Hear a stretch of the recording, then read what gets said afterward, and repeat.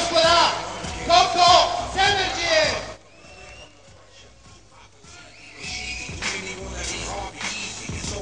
На ринга ли излиза представителя на Босна и Херцеговина в категория до 86 кг Аднан Букаралия.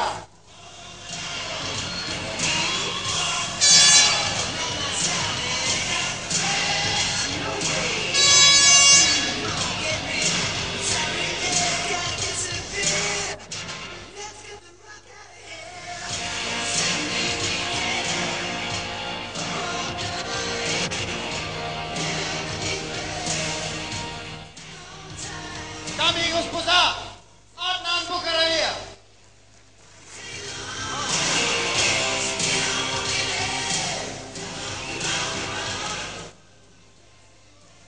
Предимствата по отношение на бокса естествено са за нашия Коко Семерджиев. Затова пък неговият съперник Аднан Букаралия има други предимства, не само по отношение на тактиката в бокса, но бих казал, че и физически е доста по-як. Затова пък Коко Семерджиев, сигурен съм в това, има самочувствие за трима. Не случайно е преминал и през американската боксова школа.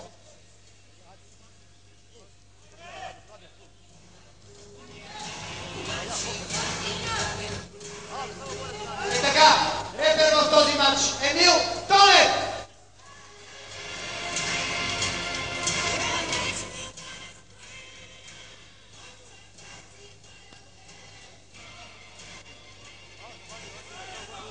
Много сериозен матч ни очаква. Не случайно публиката е почти толкова възбудена, колкото и самия Коко Семерджиев. Около ринга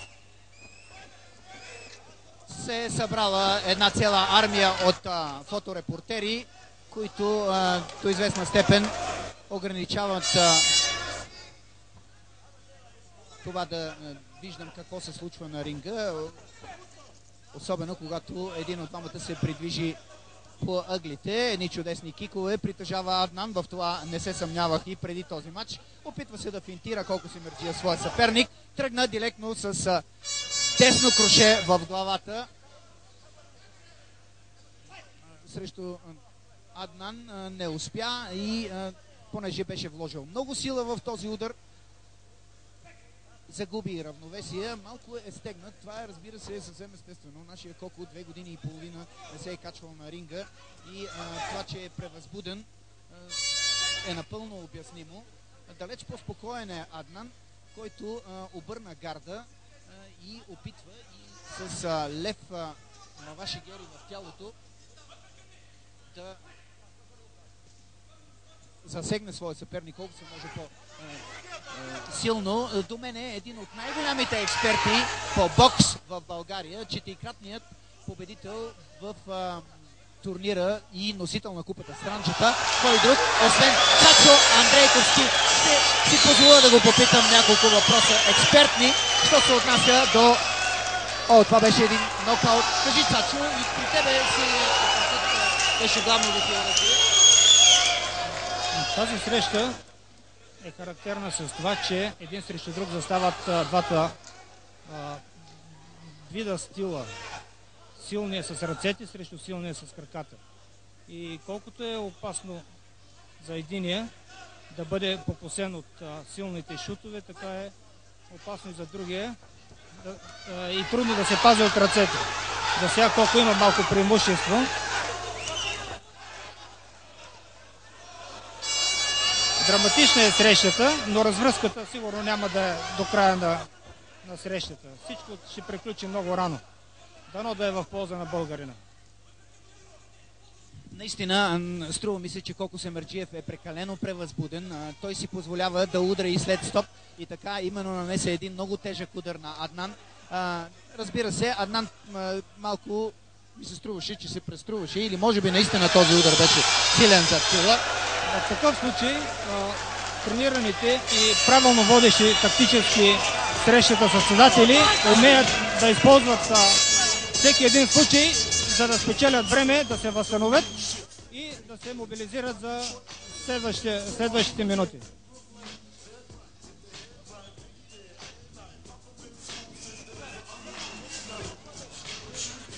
Наистина колко Семерджиев има нужда от успокоение, макар че той поведе в този рунд. Все пак успя да повали в нокдаун своя съперник, което при всички положения е една точка плюс за него. Да, има преимущество Коко, но тя е по-скоро преимуществото му е по-скоро психологическо. Не виждам състезателя от ъгъла срещу Коко да е разстроен, уморен. Най-интересното предстои. Да видим как ще премине втория рунд. Предполагам, че Коце Петков и Михил Таков са успели да успокоят нашият боксер или в случая кикбоксер, тъй като той играе кикбоксов матч, но успях все пак да видя от него да се опита да нанесе един кик. Отново с един кик той се опита да засегне съперника си, но главно преобладават неговите усилия с ръцете. Има проблеми той с скъсяването на дистанцията, тръгва много отдалече. Да, така е.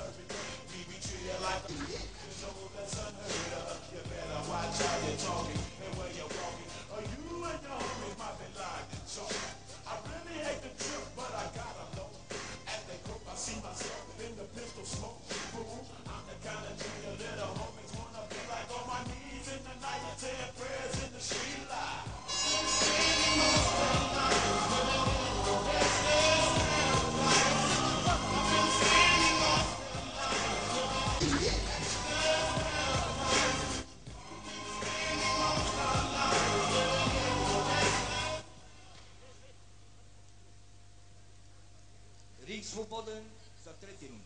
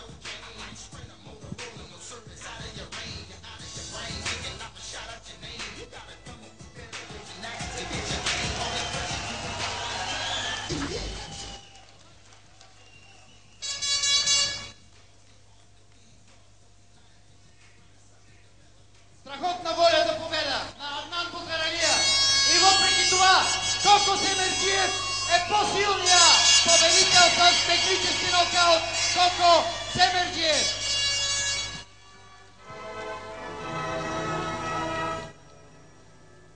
Аплодисменти и за неговия съперник.